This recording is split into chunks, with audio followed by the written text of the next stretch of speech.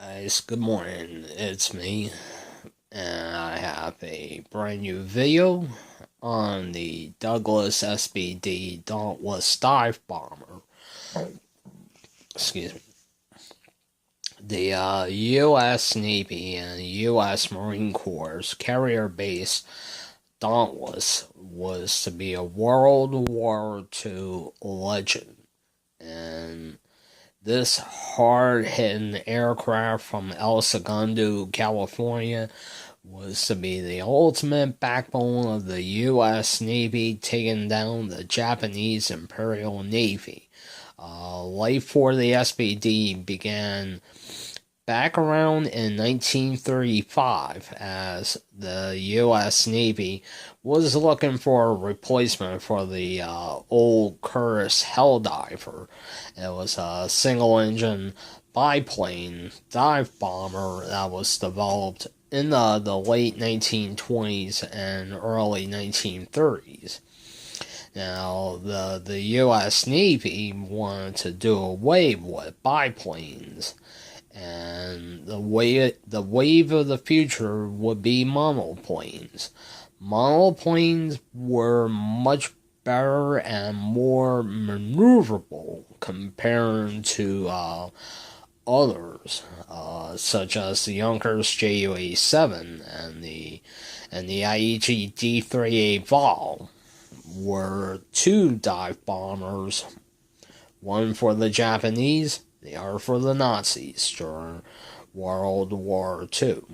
And the Junkers JU-87 proved its stripes during the Spanish Civil War in 1936.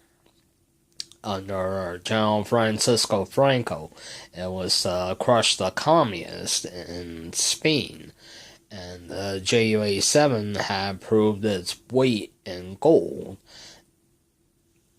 But the SBD, which made its first flight begin in 1938, it was delivered to the U.S. It was delivered to the U.S. Navy and Marine Corps the following year later.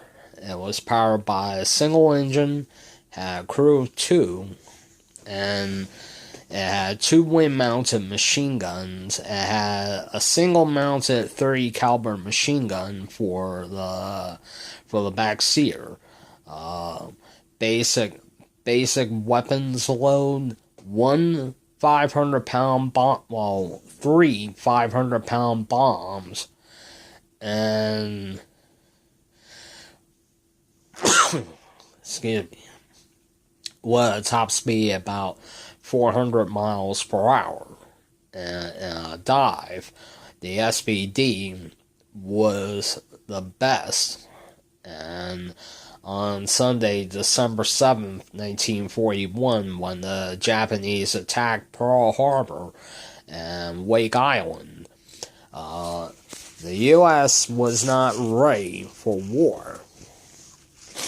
But soon after, it would proven to be more vengeance for the U.S. as the U.S. War Department had placed out, remember Pearl Harbor with the battleship Arizona and a tattered American flag as a poster to remind workers who were working in the airplane companies that America had to avenge Pearl Harbor.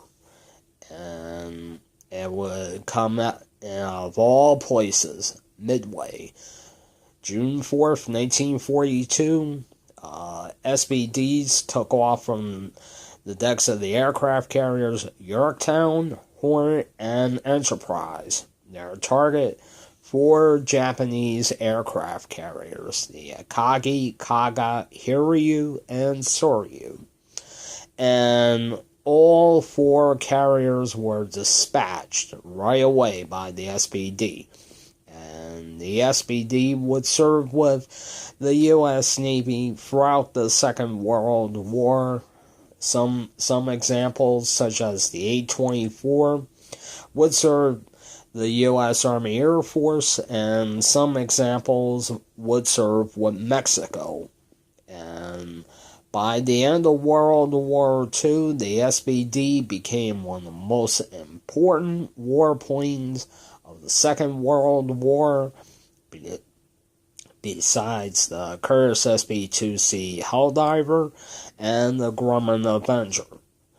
And now today there are only about maybe just one SBD that's still flying. But if you go to a museum, you go to the U.S. Navy's Hall of Fame and Museum in Pensacola, Florida, they have an SBD.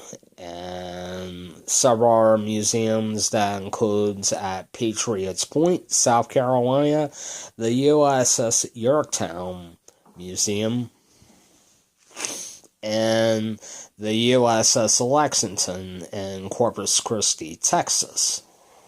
And that's it on the history of the SBD Dauntless Dive Bomber. If you like my videos or the other videos I have posted, check me out on YouTube. And please, like always, like, comment, subscribe. Until next time, have a nice day.